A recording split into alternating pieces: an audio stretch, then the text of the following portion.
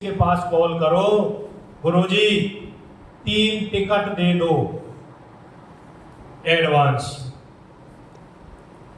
3 ticket लेके 3 आदमी को दे आओ। कौन भाई, ये तेरी है, ये राहुल भाई तेरी है, ये सब तेरी है, तीनों को आना है। अगर तीनों आए तो टिकट के कोई पैसे नहीं लगेंगे, नहीं आए तो एक टिकट का 200 रुपये मुझे दे दे। ये है इन्वेस्टमेंट। अब फंस गया ना वो, नहीं आया तो 200 देने और आ गया तो 200 बच गए। तो फायदा किस में है? चलने में। आपने कितना इन्वेस्ट किया गंगाराम सर, वो गोविंदराम सर? आपने 200 और 200 400 रुपए एक्स्ट्रा दिए, क्योंकि 200 तो अपने भी थे। टिकट 3 ली, 400 रुपए हर महीने आपने खर्च किए और आप हर महीने 2 लोगों को लाए। 1 साल में आपने कितने खर्च किए? 5000। और आपका चेक 1 साल बाद 5000 का बढ़ गया। 1 साल बाद 5000 का बढ़ गया तो हर महीने कितने आएंगे? 5000। फायदा है या नुकसान है? ये भी समझ नहीं आ रहा। लेकिन एक बात समझ आती है, मैंने इसकी टिकट ले ली ना तो 200-400 जाएंगी, सर बिजनेस नहीं चलेगा।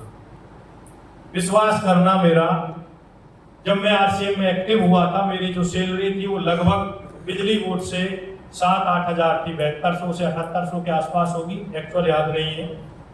और उस टाइम मैं शायद स्टार के लेवल पे होऊंगा।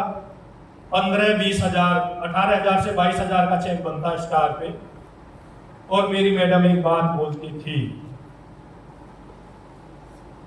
आरसीएम किस लिए कर रहे हो? जो बिजली बोर्ड से आता है वो भी नहीं आ रहा घर में, और जो आरसीएम से आता है वो भी नहीं आ रहा घर में। लेकिन एक बात पता थी मुझे, 3 साल जो आ रहा है ना, 3 साल पूरा लगाना है। उसके बाद 3 साल बाद एक महीने की इनकम क्या होगी? 50,000। मुझे एक बात बताओ, 3 साल में मैंने हर महीने में 10-15 हजार लगा दूं, जबकि उसमें डायमंड क्लब भी है। वो किसी को मैं दे नहीं रहा हूं, वो तो सामान मेरे ही घर में आ रहा है। लेकिन मैं मान लूं 10 हजार हर महीने लगाऊं, 1 साल में कितना हो गया सर? 1,20,000। 2 साल में कितना हो गया सर? 2,40,000। और 3 साल में कितना हो गया बहन? 3,60,000। और 3,60,000 में अगर मुझे 50,000 की परमानेंट जॉब मिल जाती है तो मेरे बाप का क्या जा रहा है बताओ? फिर किसी को कुछ नहीं देना। लोग दे रहे हैं सर 10-10 लाख, और जब एक जॉब मिल रही है। विजन होना चाहिए। यहां बिना इन्वेस्टमेंट के नहीं चलेगा सर। ये प्रोग्राम तभी हिट होंगे जब आप टिकट लेना शुरू कर देंगे। समझ आ रहा है सर? 3 काम, अगर ये 3 काम नहीं करते हो तो मेरे भाई आप इस प्रोग्राम में आओ या किसी और बड़े लीडर के प्रोग्राम में जाओ या कहीं और चले जाओ, कुछ नहीं होने वाला। ये तीनों काम इंपॉर्टेंट है। और कुछ तो स्मार्ट पर्सन ऐसे हैं, ये बोलते हैं सर मैं मना करके आया हूं कि तुझे नहीं आना। तू भी बड़ा लीडर है और वो भी बड़ा ही बनेगा जैसे तू मना करके आया। प्रोफेशनल बन जाओ। प्रोफेशनल बताओ किसे बोलते हैं? सुनील शर्मा जी का प्रोग्राम था रॉयल्टी स्कूल, और मैं मेरे गांव में ड्यूटी पे था। वहां आ रहा था एक मंत्री साहब। इसका मतलब मेरी जॉब की इंपॉर्टेंस कितनी होगी सर उस टाइम? शर्मा जी की कॉल आती है, प्रताप जी तुझे आना है। नहीं सर वो फलाने मंत्री आ रहे हैं आज और बहुत सख्त ड्यूटी है, जय साहब और एसडीओ साहब यही है, थोड़ी देर के लिए आ जाओ। हेलो, यस गुरुजी। इसे बोलते हैं बी प्रोफेशनल। आपको सिर्फ फोकस अपने काम पे होना चाहिए। इसका क्या हो रहा है, ये क्यों नहीं आ रहा है, हमें मतलब नहीं है। अगर प्रताप चल गया तो उस लेख से फ्री हो जाएगा। अगर वो लीडर एक जिसे आप ला रहे हो वो चल गया तो आपकी पीढ़ियां सुरक्षित हो जाएंगी, जिसलिए आप इस धंधे में आए हो। और आप उसके भले के लिए, उसकी नजर में अच्छा बनने के लिए। भाई मुझे कितने लोग बोल रहे हैं यार प्रताप तो बहुत बढ़िया है, मुझे इससे मतलब क्या है? कितने पैसे आएंगे इस बात से मुझे? कुछ भी नहीं। भाई आप सब बोलो, प्रताप तू बहुत बढ़िया है, गुरुजी है, तू बेस्ट गुरुजी है, और बिजनेस मत करो आप। और मैं आपको बोलूं भैया कतई मत आओ रॉयल्टी स्कूल में, 200 के रुपए लगेंगे, ये होगा, आप घर रहो, किराया लगेगा, क्योंकि मैं आपकी नजर में अच्छा बनना चाहता हूं।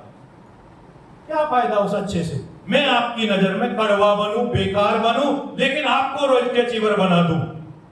आप मुझे एक भी प्यार ना करो, लेकिन आपके घर में हर महीने 20-25 हजार आने लगे, आज नहीं तो कल, परसों, तरसों, 1 साल, 2 साल, 5 साल बाद बोलोगे चश्मा वाला बढ़िया लीडर था, हमारा वाला होगा।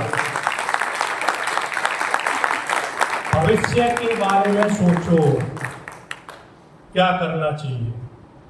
रॉयल्टी स्कूल मतलब ट्रेनिंग, और आप यहां आए, यहां से सुना, यहां से निकाला, और आप गए, क्या फायदा?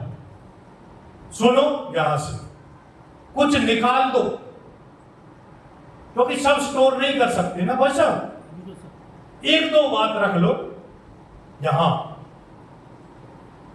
उस पे लग जाओ, कोई कुछ भी बोले।